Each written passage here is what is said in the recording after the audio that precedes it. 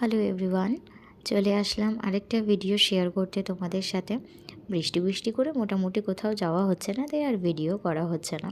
তো বৃষ্টি নিয়ে বসে থাকলে হবে না, একটু তো সময় কাটাতেই হবে। তার জন্য আমরা দুজন একদিন সন্ধ্যাবেলা বেরিয়ে গেলাম।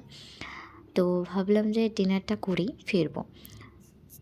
তো সেরকমই প্ল্যান করে আমরা চলে গেছিলাম ব্যারাকপুরের ডিবাপিতে। আমাদের সোদপুরেও ডিবাপি খুলেছে, বাট আমরা খেয়েছি যেহেতু অনেকবার, তো আমরা বললাম ঠিক আছে ব্যারাকপুরেরটা গিয়ে দেখি কিছু আলাদা কিছু আছে কি না। তো ব্যারাকপুরেরটা গেলাম। এটা আগে ছোট ছিল দোকানটা, বাট এটাকে বড় করেছে।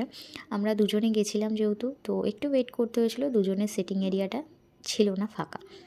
কিছুক্ষণ ওয়েট করার পরে গিয়ে সিট পেলাম আমরা। তবে ব্যারাকপুরের স্পেসটা কিন্তু খুব একটা বেশি ছিল না আমাদের সোদপুরের মতো।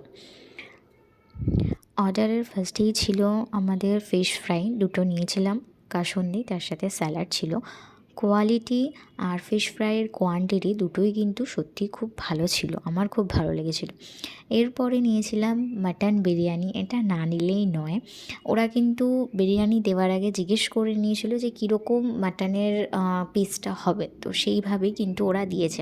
এটা বেশ ভালো লেগেছিলো আমার, যার জন্য মাটনের পিস আমার ভীষণ পছন্দ হয়েছে। যেরকম চেয়েছিলাম ঠিক সেরকমই পেয়েছিলাম।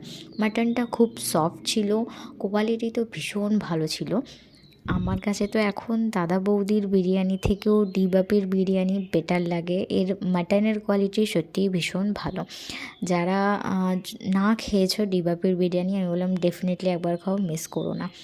তো চলো, এটুকুই ছিল আমার আজকে ভিডিওটা যদি ভালো লেগে থাকে অবশ্যই তোমরা একটুখানি লাইক ফলো করে দিও।